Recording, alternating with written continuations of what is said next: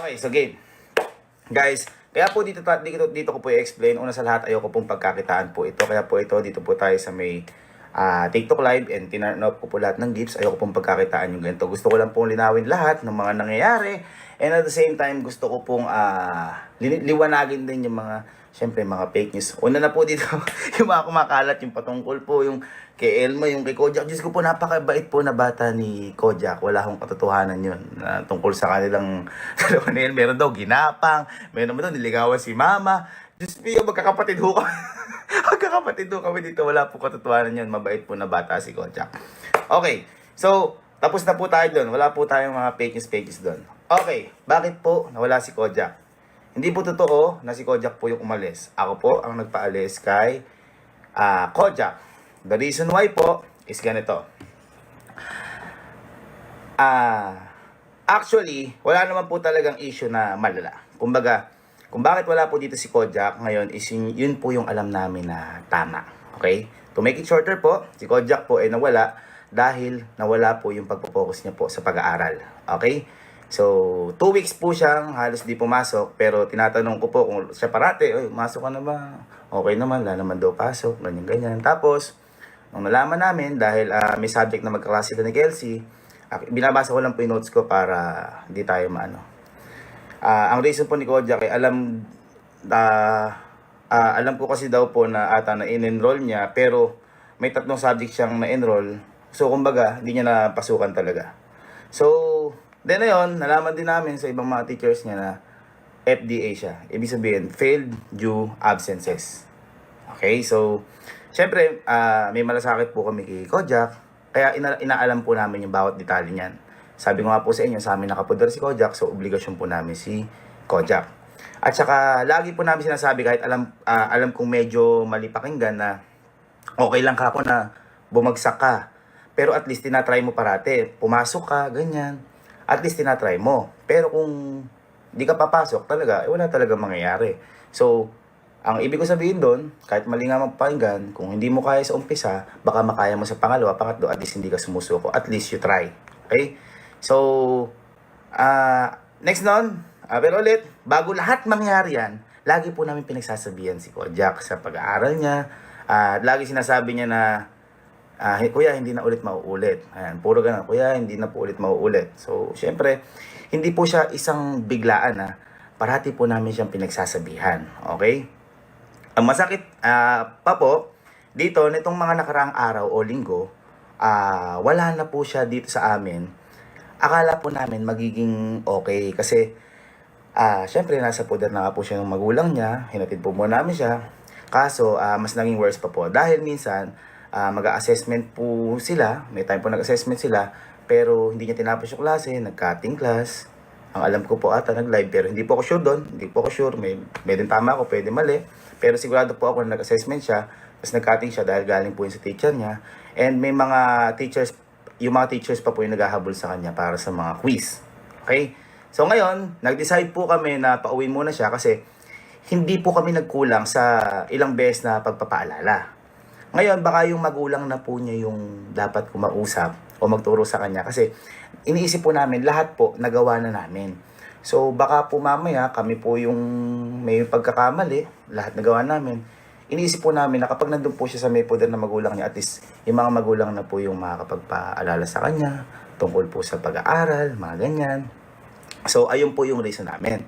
At yung main reason po namin is yung hiyang-hiya po kami sa magulang ni Kojak kasi may pangako po kami sa kanila, kala tito-tita na syempre, tito, pag-aanuin ko po si Kojak, pagtatapusin ko po yan, pag-aanuin. Kaya po sabi ko sa inyo, ako para sa tuition niya, sa pag-aaral niya, sa shelter niya, sa food niya, sa name niya na tinatayo namin sa industry na to.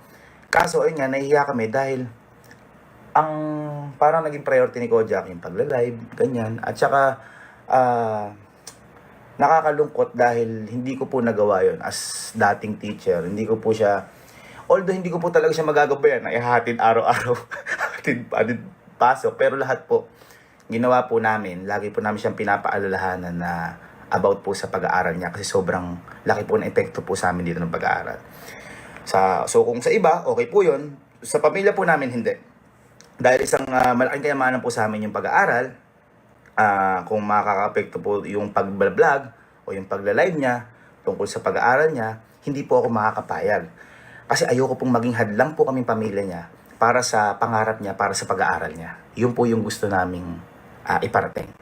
So, next po, kaya po sila Kelsey, sila Kalo, wala pa rin silang page, wala silang vlog. Kung mapapansin nyo, hindi sila yung talagang literal nag-vlog kasi ayaw nilang mahati yung oras nila. Gusto nila mag-focus sa pag-aaral. Silang dalawa na yun mismo. And kahit ngayon, parang may ginogol pa sila. Kasi meron na kami vlog pero ayaw nila. Kumbaga, priority first pag-aaral. At saka po, kahit po si Kalon, pinauwi ko po yan. Nung umpisa pa lang po kami, nag-umpisa pa lang po kami, pinauwi ko po yan. Kasi nung nakaramdam po yan ng sarap, medyo na naging manginom naman si Kalo, ganyan. Pero binago niya yung sarili niya, pero wala akong kahit na ano sinabi sa kanya. 3 buwan na nawala si Kalo sa amin. As nung pinabalik namin, sobrang grabe yung epekto kay Kalo. As in, grabe pag-aaral niya ni Kalo, nakatapos, regular, sobrang grabe yung lesson na natutunan ni Kalo sa pangyayaring yun. Tough love, sabi nga, mahirap pero kailangan. Then, kaya nung pinauwi namin si Kojak at sinabi namin sa vlog, kasi sinasabi lang namin po na dumating yung tatay niya. Pero lahat po yun, ginagawa lang namin yun. Dahil inaalalayan po namin si Kojak, dahil tinitingnan po namin na baka maging okay bigla. Kasi gustong gusto rin po namin bumalik agad si Kojak sa amin.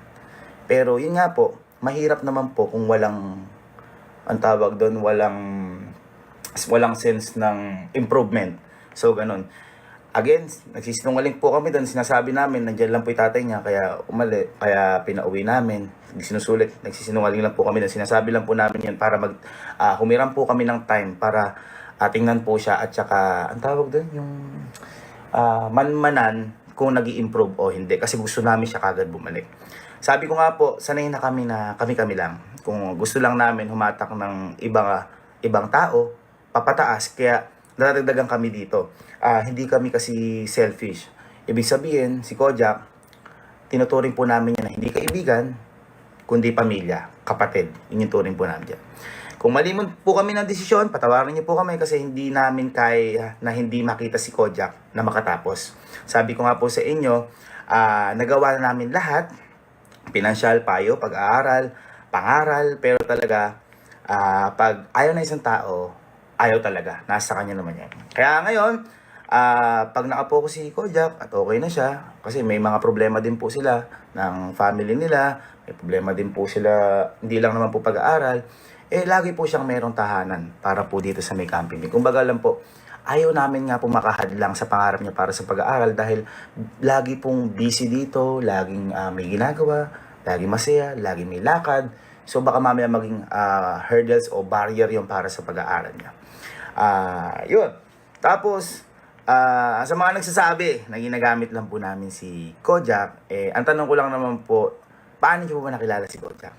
So yun lang. At saka, hindi po namin pinilit si Kojak dahil siya po ang gustong-gustong sumama sa amin noong umpisa pa lang po.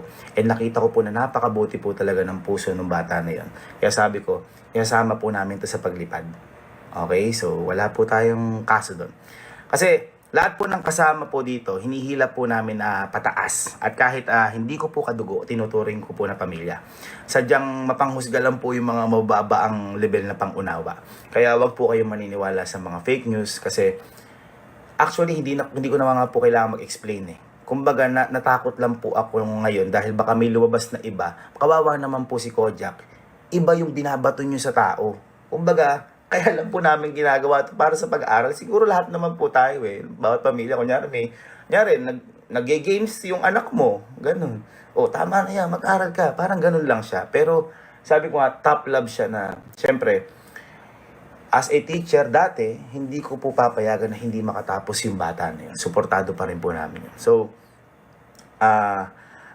kinausap po ulit namin yung magulang ni Kojak dito, personal. At sabi namin, tingnan, ulit kung mas maging okay si Kojak, kaso ganun pa rin. At saka ito po, bago po mangyari lahat yan, gumawa na rin po ako ng way, kinausap po rin po yung magulang ni Kojak na ito po, babagsak na po yung anak nyo. Ano po ba yung magagawa natin, tita, tito? So, ginawan po nila ng paraan, bla bla bla. Naging okay si Kojak, kinausap ulit lahat ng mga teachers. Naging okay, kaso na-enrollan nga ulit, nagtaka ako, bakit naging ganun? di pumasok, ganyan-ganyan. Kaya natatakot po ako, baka kami may problema. Pero, lagi po namin siyang pinapaalala, lagi ko po siyang chinecheck kung pumasok o hindi. Okay naman, pumasok naman daw. Tsaka last, isa pa namin sa isa naming kasamahan dati, hindi ko na po babanggitin kung sino, at alam ko naman po kung alam nyo kung sino yun ho, wala ho akong masasabi sa tao na yun. Dahil yung tao ho na yun, kung napanood nyo naman yung huling vlog namin, talaga bagsak-bagsak siya. And after po nun, hindi na po siya talaga pumasok. At marami pong akong hindi pwedeng sabihin dito sa tao na yon. Ako po ang nagpaalis sa tao din na yon, kaya gusto ko po ako na lang po yung sisihin nyo. Kasi kapag nagpaliwanag po ako, ayoko po makasira ng tao dahil may pinagsamahan po kami ng tao na yon. Alam niyo na po kung sino yon.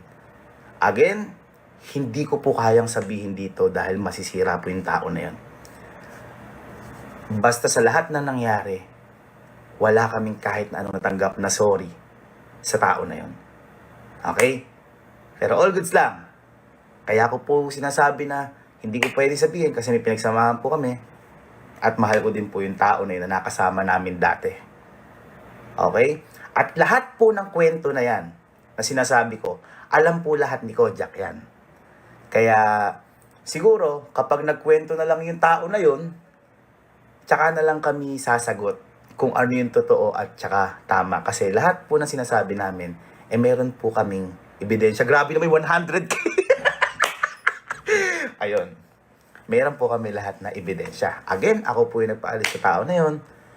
And happy kami dahil ginawa namin yun. At buti na lang ginawa namin yun dahil nakita namin yung tunay na motibo. Okay? So, okay po tayo. Actually, ang pinaka nalulungkot dito ay si Kalo. Kasi siya yung nagpasok sa dalawa kasi kaklase nga po nila yan. Ako, never namin sila pinilit sa lahat. Kaya gusto ko isama sa amin para kahit papaano makatulong ako sa simula para sa pagtatag ng pangalan po nila. Tapos, balik po tayo kay Kojak, yung mga maliliit po na reason, minsan magpapaalam po si Kojak pero nasa bahay na po nila. So, ang wino-worry ko po doon, nasabi ko rin po ito kay tita-tito, baka pumamaya dyan, may mangyaring masama, ano po mukhang ihaharap ko sa kanila, sa amin nakapoder. Nagpaalam, nandun na sa kanila. At ang masama pa po dito, may mga times po na hindi po nagpapaalam si Kojak. Actually, si Kelsey din. Kaya po may time po dito na nag-ban po kami sa kanila hanggang alas 12, bawal na silang lumabas. Kasi may time po na umiinom sila, baka mamaya nagdadrive sila, ma-aksidente, ganyan. So, yun po yung mga reason. Ngayon, tingnan ko lang po dito. Tapos po, isa pa pong reason, may content po kami. Minsan, hinihintay pa po namin si Kojak, so nadidelay kami. Minsan naman po, nakakalimutan niya na may content kami, planado na lahat. So sabi ko nga po, ito seryoso po kami sa bagay na to kasi may mga taong naghihintay po sa amin para sumaya. So hindi po namin po pwedeng huminto kami para sa iba. Pangarap po namin to at pagpapatuloy po namin to kahit na ano po mayari. So yun po yung mga small reason patungkol po kay Kojak. Pero again, sa isang tao na sinasabi ko sa dati namin nakasama, hindi na po ako magsasalita doon. So, ayun po. Hanggang dito na lang po. At marami pa po. Pero hanggang dito na lang po. Kahit kay Kojak at saka sa isa, marami pa po. Pero hanggang dito na lang po. At least nalaman niyo po yung mga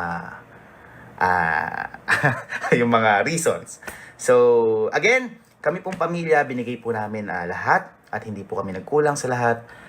Pero kung ang tingin nila nagkulang pa kami na po ang humihingi ng kapatawaran dahil di namin na-meet yung expectation nila sa pag-aaruga sa kanila.